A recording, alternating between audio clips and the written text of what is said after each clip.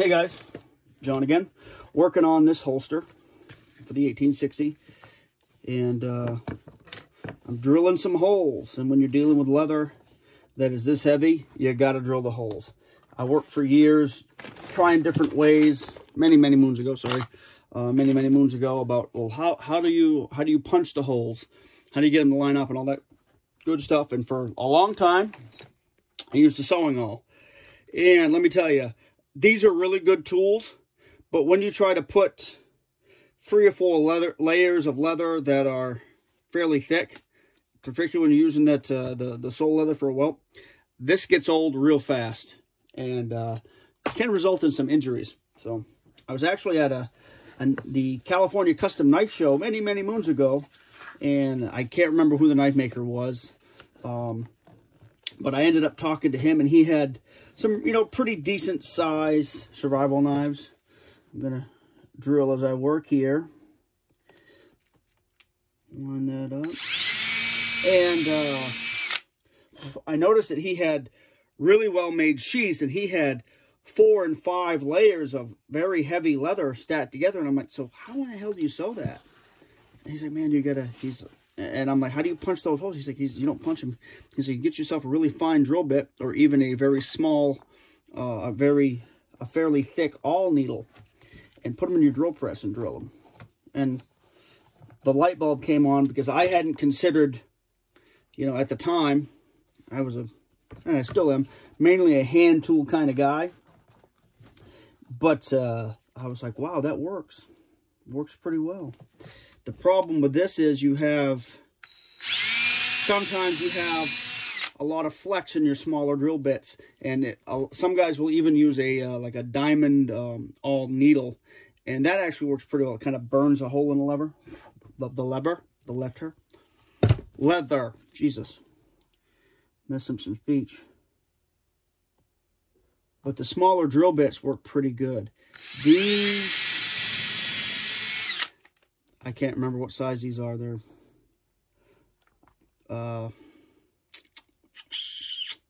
this big. 5/32. No, they're not 5/32. They're a hair above a 16th. And I have used smaller drill bits in the past. The problem is, you get, particularly when you're drilling through leather, again, this thick, you get a lot of flex, and the drill bit itself will flex in the hole, and you'll have a nice clean line of stitching here, and then it will be, these are wobbling a little bit, but some of my other sheaths, where's the old knife here? Some of the other ones you'll see, these have some wobble in them too. See, this is the front where I drill the holes. These are pretty straight, and then you get a little wandering here, and I don't like that. It should look, it should be nice and straight and be clean. Granted, that doesn't, when it comes to function, doesn't bother anything. Having a little staggering in your holes or something is fine, as long as that stitching is going in and being well secured by both leather and the welt, meaning that you don't have a hole in the welt that is like over here on the edge of the welt, so the stitching doesn't really hold anything, And even then, if that is not very close to the edge of your leather, or very close to the edge of the knife, if it's a knife sheath, that's okay. It's not ideal, but it is not a deal breaker either. Usually if I have a sheath like that for a customer, I start over, but that's why I like to add a little extra leather with the welts, as well as the profile of the sheath, so I can make sure my stitching is on a very solid material, and then kind of trim out what I don't need. And I tend to leave a little bit more than I need to as far as welts on knife sheaths, because I like having a large welt, because it adds a lot of stiffness and integrity to the sheath and all that. And I'm going pretty slow. I used to try to went a little faster on that one. I used to try to bang these right out, but I'm placing these pretty careful, because I want this stitching to look pretty nice. Just because I tend to, when I have my own things that I've made, whether it's a sheath or a knife or whatever, holster, I've tended to where wear or use my rejects, you know, the things that I won't sell to people because they're not right, which means people end up seeing some of the mistakes you make, and they assume that's the best you can do. I save my best stuff for people who pay me money, and I use the stuff that I know is going to be functional, but maybe not 100% cosmetic. Oh, okay, I felt that shift because of that thing. It's another advantage of having being a pack rat and keeping scrap wood, because this is the perfect thickness for this. Even the taper matches the thickness of the holster, you know. So it makes that nice and level, and I'm getting a fairly good line of stitching here. But like I like to say, talking a lot of shit for somebody with such a flammable house. Shouldn't talk shit till we get it done. This is why I don't also do a lot of videos of me actually doing something, because when I'm working, I like to work. When I'm talking, I like to talk. Unless it's throwing wood or something like that. But all right.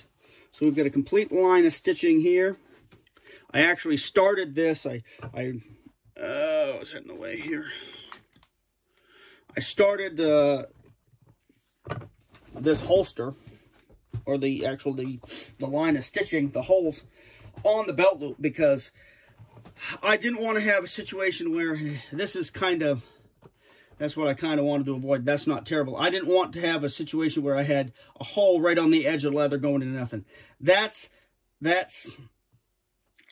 I'm not 100% happy with that. I realize that that's fairly thick leather, and that's just a taper I put on the outside of it. That's going to be fine, but I would be happier with this. I would rather have a little bit more meat between the holes, and have the stitching have something more substantial leather to grab a hold of before I do the stitching and all that. But what I didn't want is to drill it from the front, sight unseen, through the belt loop, and have holes that just trim through the edge and all that kind of stuff. I wanted that belt loop really nicely, solidly attached, and it's going to be. All I did was fold it over, line it up, glue it, and then I started the drilling process. And I'm going to sew it up and then trim it. I'll probably trim the mouth. I'm debating on putting a reinforcement on the mouth.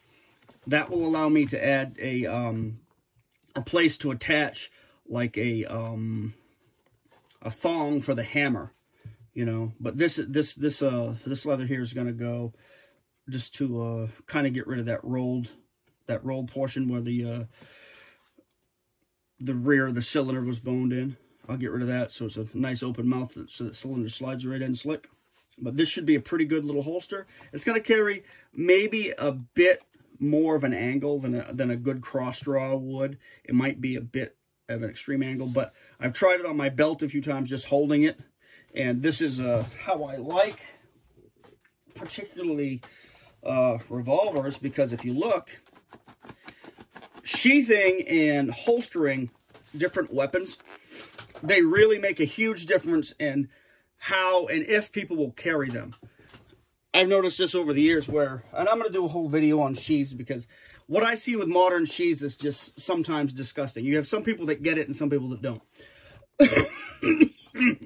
Excuse me. What you'll see with this is the heaviest portion of the revolver here, and the belt looper's right on it, so it's almost on the balance point. So you're carrying that gun at basically the lightest, most manageable point. It attaches to your belt where it, I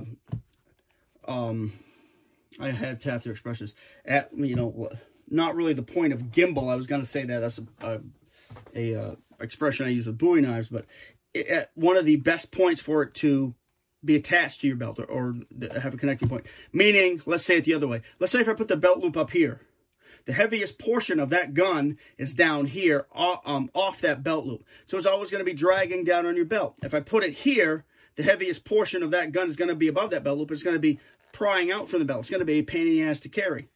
You put it at the heaviest portion or the balance point, and that gun or that knife or whatever it is will move with you. And if you carry it close to the body, it moves with you. And instead, it's not something that is attached to your belt and flopping around. It moves with you as a person. And that's something you'll find with carry of weapons worldwide and through several different ages. We have a great affinity in this country for having belt loops like this thing.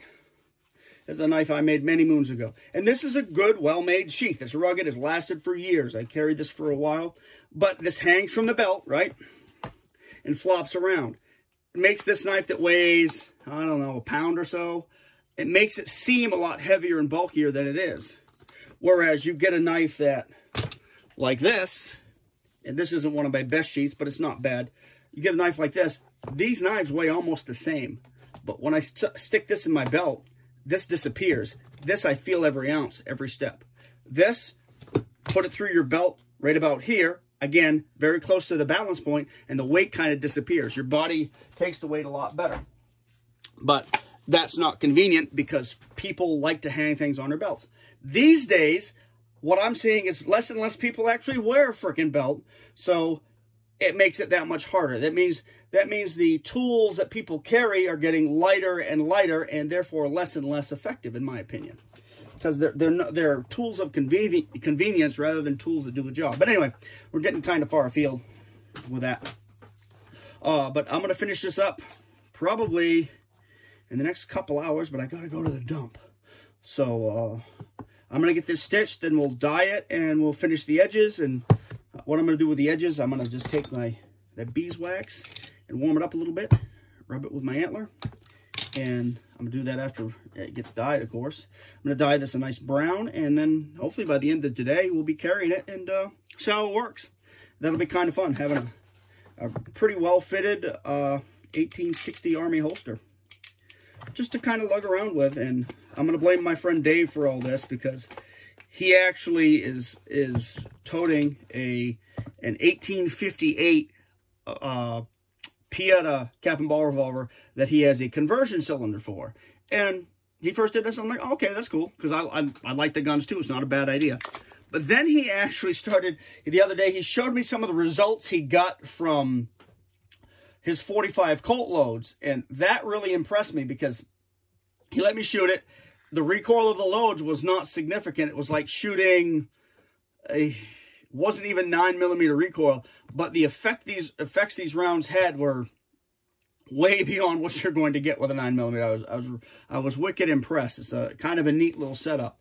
And so even today, 2023, there's something to these, 160, 70, 80-year-old guns that I'm actually not quite that old, but whatever, let's say 150-year-old guns, that is still alluring. And we're going to do another video on this, where the ins and outs of the cap and ball, they require a little bit more from the shooter, but once you've got them taken care of, they're taken care of. And I also think that if you're of the mind that can handle a cap and ball revolver and manage it correctly, that any modern firearm, you're going to be pretty much a maestro with if you apply the same process. But anyway, another little quick holster video. We're getting it done. We got to start some stitching, and that's going to be a fairly, it'll take me an hour or so to saddle stitch that and get that done. And it won't be pretty, but it will be done, and it won't fall apart. All right, guys, take care.